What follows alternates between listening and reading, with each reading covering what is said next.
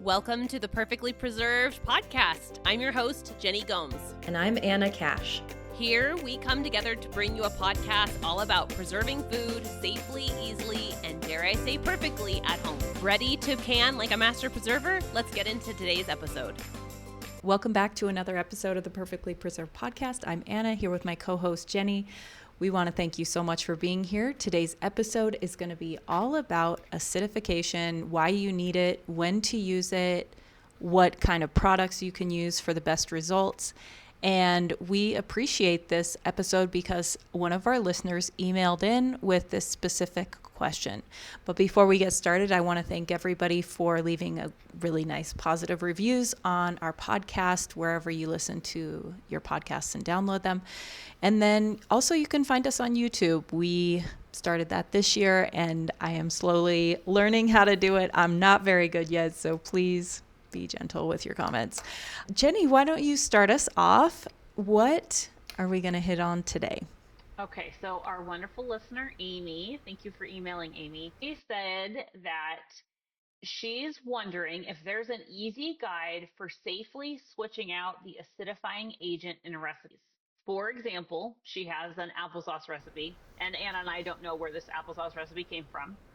And she has an applesauce recipe that calls for 4 tablespoons bottled lemon juice. But can she use citric acid instead? And if so, how much do I use for every 1 tablespoon of lemon juice?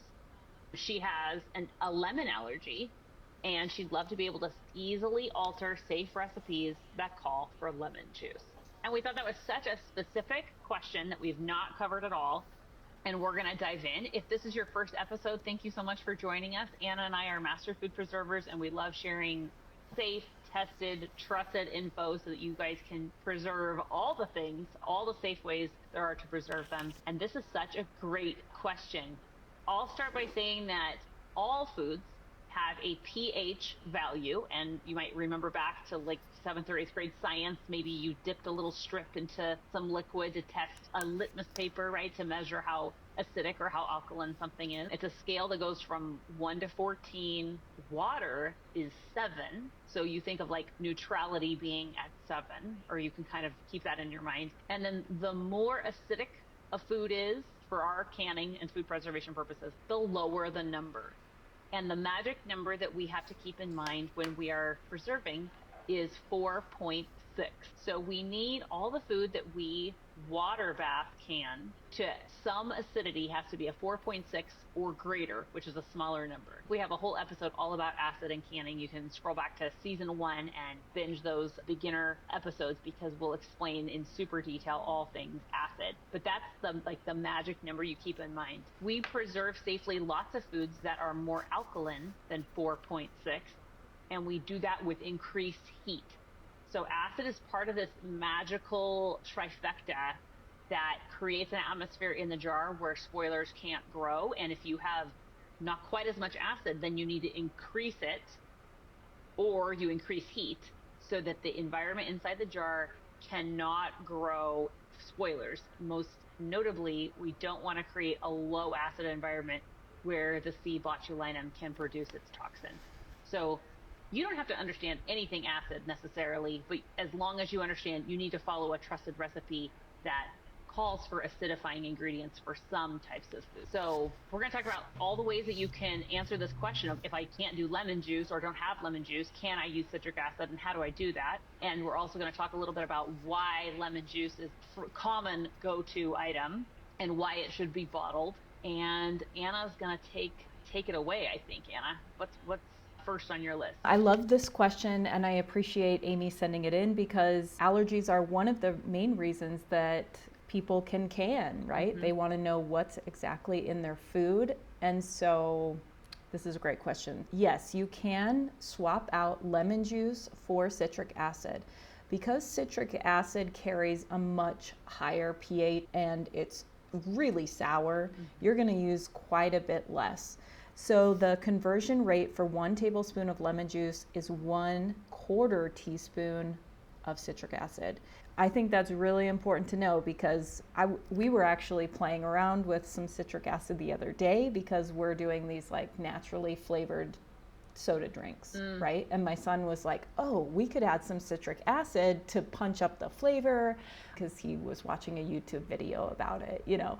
And so he added, oh, I would say a full tablespoon to a drink, a 16-ounce drink. And it was like Sour Patch Kids, so sour. So when you're doing swap out, just make sure that you're doing that 1/4 teaspoon per 1 tablespoon of lemon. Super great tip. Okay, so you can swap out in a recipe bottled lemon juice. If it calls for 1 tablespoon, you can instead use 1/4 teaspoon citric acid. Citric acid is a white powder that you would buy probably in the canning, baking aisle, the aisle of kind of like, I always find it next to the baking aisle. You can order it online through Amazon or through other retailers. Ball brand has one. You can get large quantities, small quantities. It's readily available. It's not tasteless, as Anna explained. It definitely is that tart flavor that you get from all the candies that are tart. That's that flavor, and it can be naturally occurring as well. But by adding that acid, you are increasing the acid in that whole jar to that safe 4.6 or lower number. There's another acidifying ingredient that a person can use, and depending on what you're making, you may choose it. What is that other acidifying ingredient, Anna? That's a commercially made vinegar. And I want to make the distinction that homemade vinegar is great for vinaigrettes or cooking, but when you're doing canning, it's really important that you use that 5% acidity vinegar commercially made that you get at the grocery store. And this vinegar, you can either use white vinegar, you can use apple cider vinegar. You just want to make sure that you have that 5% acidity if you're making pickles. If you're trying to use a homemade vinegar, that's not going to be acidic enough. So it's important to use that. That's really the only application that I can think of that you would use vinegar instead of a citric acid or a lemon juice. Can you think of any other application you would use vinegar in, Jenny? So the National Center for Home Food Preservation, University of Georgia website has a great article about tomato acidification directions. And tomatoes are like a special category of foods because they're the most commonly canned food product in America. And tomatoes are naturally, they have a great variability from tomato to tomato, from plant to plant, from one part of the country to another. There's a great variability in how acidic they are. So all up-to-date tomato canning recipes will call for an acidifying ingredient to bring that acid level up and that number down so that your tomatoes are properly acidified. So that is oftentimes like I would say that is the change that you need to look for if you're using an older canning recipe.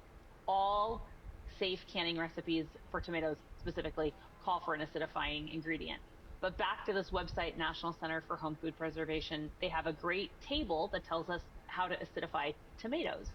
And it shares what we've shared already so that you could acidify a pint of tomatoes with either 1 tablespoon lemon juice, 1/4 teaspoon citric acid, or 2 tablespoons of 5% vinegar. So the thing that you would decide, right, in our listener Perfect. Amy's case, she can't do lemon juice because she's allergic. So she would choose either citric acid or vinegar. And maybe you're making a recipe where vinegar would be very welcome and would taste delicious, and you might be very glad to choose that. But other types of recipes, you would not. So it would probably just depend on taste. If you're not opting for store-bought bottled lemon juice, then your options are only 5% vinegar or citric acid. But I'm trying to think of another food type where you would be like excited you'd be excited to try vinegar other than vegetable pickles. I can't really think of one. Can you, Anna?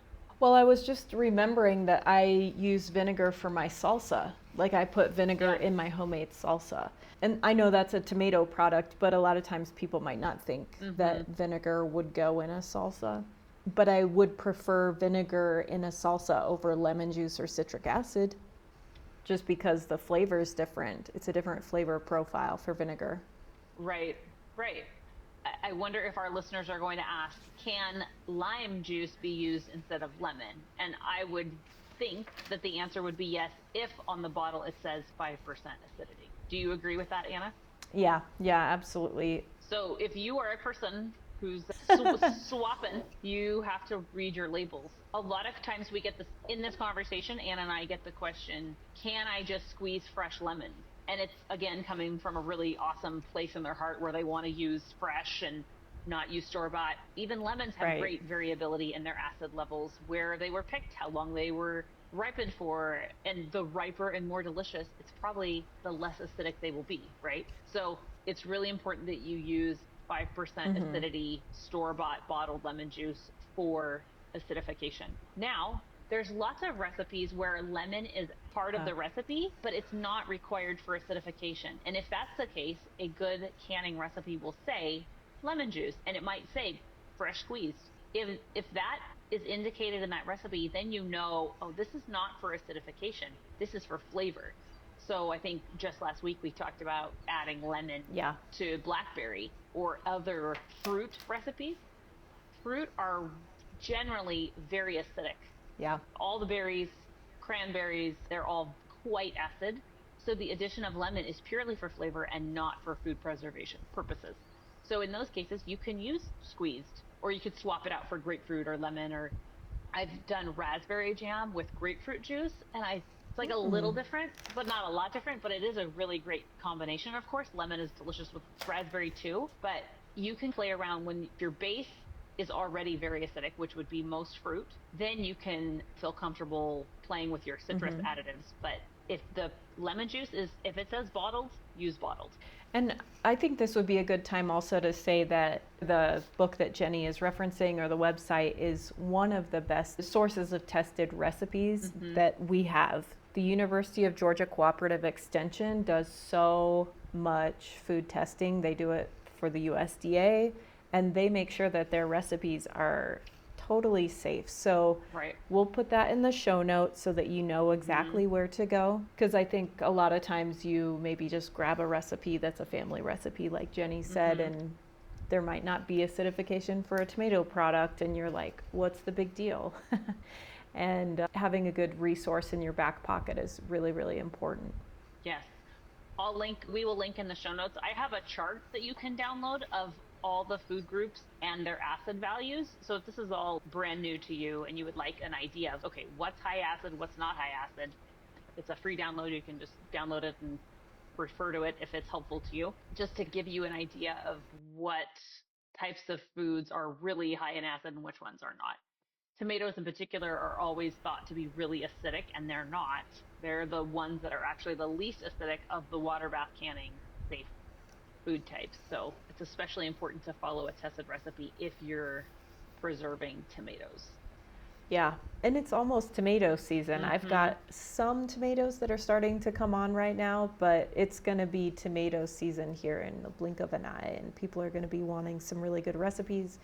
I am just looking through my book, So Easy to Preserve, thinking, oh, maybe I should can a barbecue sauce or a chili sauce. I don't know, hot sauce, all kinds of things. I would highly recommend that website, and then also the book, So Easy to Preserve. Yes, second that. Both the websites and the book are so excellent, so helpful. What is your go-to acidifying ingredient in tomatoes, Anna? So when I do crushed tomatoes, the one that I do probably the most of for tomato products, I use citric acid. Yeah, I find it so easy to add it at the end. Like after I put the tomatoes in, I just plop it in every single jar. And then I also, to counteract that sour taste, I will actually add a teaspoon of salt as well.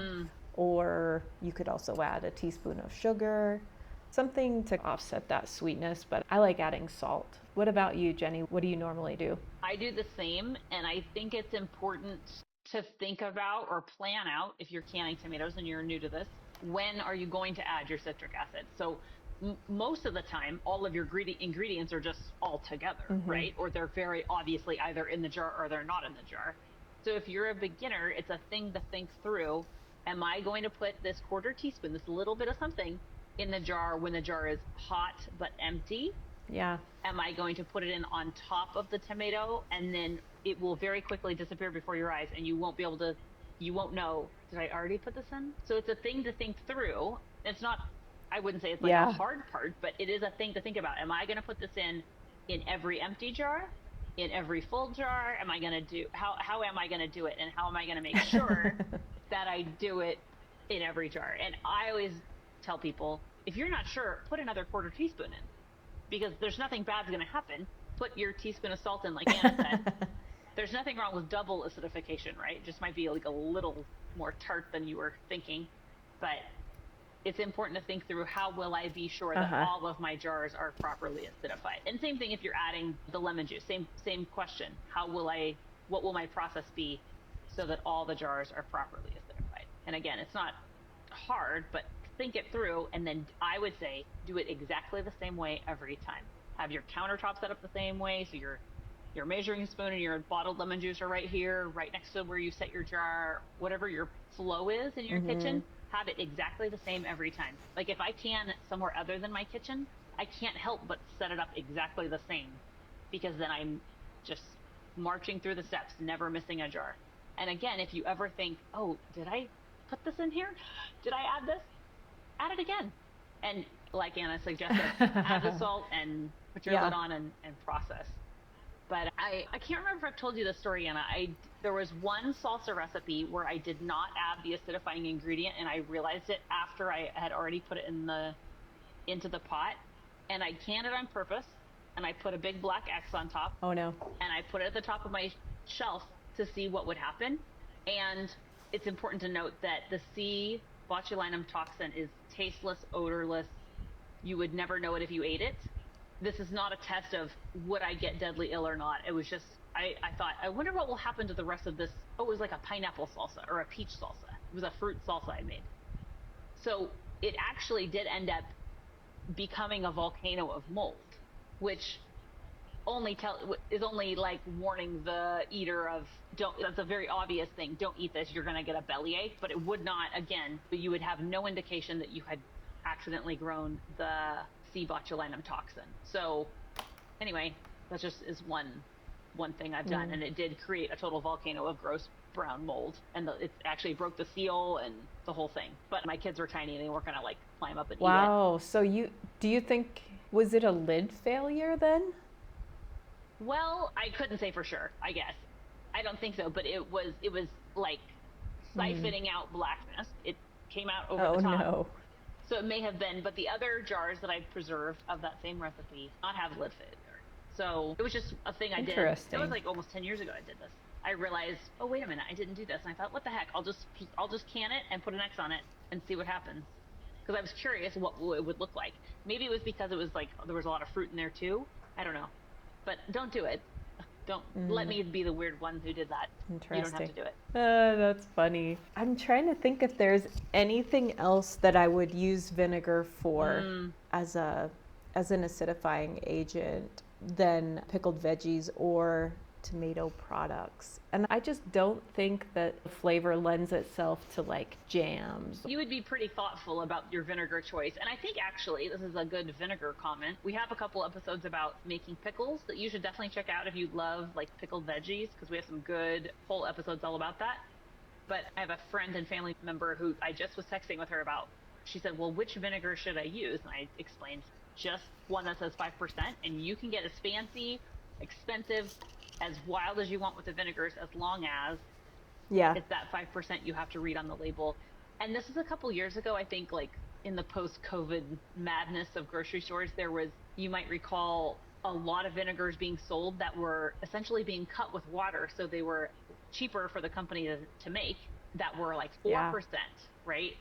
So you have to keep an eye out on the vinegars you purchase. Think, is this something I want to eat? Like maybe smell it if you can smell it before you buy it, or is this something I would definitely consume with my mouth and not wash my windows with? I think you can get like jugs of vinegar at Dollar General or like our very like cheapy grocery store kind of option, but you wouldn't probably can with it. You would clean your windows with it. Sure. So you can get fancy, you can get different, you can get flavored, you can get different things, but the most important thing is that percentage on the label. I think that's a great point. I do know that I've been to olive oil and vinegar shops before, and they might have a different percentage of vinegar. If you want to get fancy, right, and do a champagne vinegar fancy, just make sure that it's that 5% acidity. That's interesting, though, that during COVID, they were trying to cut it with water and make it a little less vinegary and acidic. I think we can all agree those were wild times at the grocery store. Before we finish this episode, Jenny, what have you been canning lately? Or have you been doing food preserving in any way? So it's getting to be peach season where we live, and maybe I've shared this tip before, but I feel like this is the thing I would text my friends immediately. Peaches are so inviting, and the trees are so shady, and like you might get invited to go pick 1,000,000 pounds of peaches. Here's my golden tip. Yeah. You can freeze a whole peach, the whole thing. Okay, you don't have to cut anything off of it. I would rinse the bird poop off and pat it dry, and you can put that whole peach in the freezer. And I did it on cookie sheets in my chest freezer, so I just set them in there, and you can leave them kind of several days if you want, if you don't get to it. And then I put them in very large Ziploc bags and sucked the air out the best I could with my mouth, like a heathen. I don't even have a machine to suck the air out of plastic bags. And they last so long. And I did this because my dad's tree had a super huge glut of peaches, and I was the only one taking them, and I couldn't let them go to waste. So I froze all of them because at the time I didn't even have a kitchen. This came out of necessity. So all school year long, I would teach my morning classes at the high school, come home and take out 3 peaches, let them sit for 5 minutes on the counter, hack off every bit of peach off the pit, put them on a blender with milk and protein powder, and I had a free 3-peach smoothie every day. So that's my tip. That sounds amazing. That sounds so good. It's just yum. low. It's so low effort. Not to be like a lazy bum, but sometimes you don't have time to do all the things, and those just freeze really well. Of course, you want to be able to use peaches for something other than smoothies, but you could let them defrost and cut them off and do something else. I should mention my dad's, these particular peaches are clingstone, which means they're really stuck to the pit. Some peach varieties, that should be your number one question if you were going to go buy peaches. Are they clingstone or freestone? Freestone peaches, the pit just pops right out of there, like out of a toaster. If they're clingstone, you will be cutting the flesh off that pit one way or the other. So to me, it was like, that was the only thing I was going to have time in a kitchen to do, was to freeze the peaches. And that's my golden tip to you. Other than planning to freeze some peaches, they should be ready here pretty soon. I did I made cherry syrup a few weeks ago. I think all my canning happens just a tiny bit after Anna's. I feel like Anna starts canning every season a little before me. But yeah, the big stone fruit, the peaches, and then the blackberries are coming on early this year, so I'll be doing blackberry next. What about you, Anna? What's next for you, canning-wise?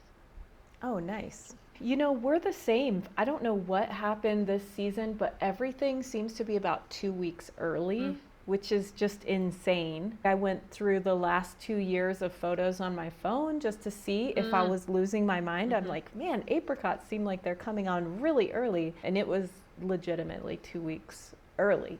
So right now I'm working with blackberries. I had friends reach out that had currants, so I'm doing a black currant jelly, which is something new. I haven't done that before, so that'll be fun. I've done red currant before, but I've never done black currant. We're starting to see peaches at the farmer's market, and I've been getting a few in my CSA box, and I've made my favorite jam ever, which is peach lemon verbena jam. It's like such a premium jam and simple syrup. I have some in the fridge, and I've just been drinking it with club soda and ice, and it's just so refreshing and lovely. And then I also am picking some early apples. It's called a Lodi variety, and it's perfect for applesauce and apple pie filling. So no rest for the wicked. I've got my seasonal fruit coming on hot. I'm a little jealous of people who talk about all of the relaxing they do in the summertime, and I'm like, I'll sleep when I'm dead. I am busy in the summer, and then fall and winter is usually the time that I'm able to relax. I haven't because we've had this big home renovation kind of eating up the last 2 summers, I'm facing the reality that I need to can some tomatoes. We have not had canned tomatoes in a long time, and like dire straits. I have to do some tomatoes this year. And we have a little rental house in town. So I live out of town, and our little rental house is in town. And the blackberries in the yard there along, it's like a shared fence in town with a very nice older lady. So it's like the back of her barn and our side fence have these blackberries growing. And probably just as often do people have blackberries growing in their yards as Ogden has apricots, I would almost say. There's just a lot of blackberries. Oh, okay. But when it's time for us to clean the rental, I sent my kids out, turn the sprinkler on, do this, do that outside. And they're like, Mom, the blackberries are already ready. I was like, wait a second, what? So in town, the blackberries are ready even sooner than the out-town blackberries. I don't know if they just got a lot more direct sun, or I'm doing a better job watering the lawn maybe. But yeah, those blackberries are coming on, and there's not enough there to probably can a whole lot out of, but definitely to eat. And yeah, this is the time, like right now, this is being recorded the first week of August, and this is when I like put the buckets in the car, start getting serious about really canning a lot. Any canning that happens before this for me is more incidental, for funsies, some weird thing I wanted to try, bought from the grocery store. And about now is when it's okay, gangbusters, go. Yeah. Which is not as handy for a person whose life still revolves around school, because it's also back to school time. So it feels a little bit extra busy. But I'm excited this year. I finally have a kitchen to do all this in, like an actual kitchen that has all the parts that you're supposed to have. So I'm super jazzed. But the next episode, I think we're going to be talking about something a little bit controversial. So you'll have to be sure to tune in next week for an exciting topic. I'm kidding. It's not really very controversial, but might get a few disappointed comments, or it might be. It might be the hottest thing since don't water glass your eggs. Anna and I really love a controversial topic. Oh boy.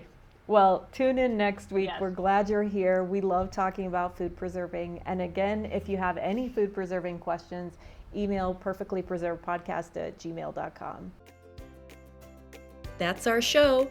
We don't want you to miss an episode, so please be sure to subscribe. If you found this episode helpful and informative, please give our show a rating and review. It only takes a few seconds, and it really helps our show grow. Follow us on social media at Smart Home Canning and at The Domestic Wildflower. Email your preserving questions to perfectlypreservedpodcast@gmail.com, and we will do our best to answer your questions on the show. Thanks so much for listening. Stay tuned for our next episode, released every week.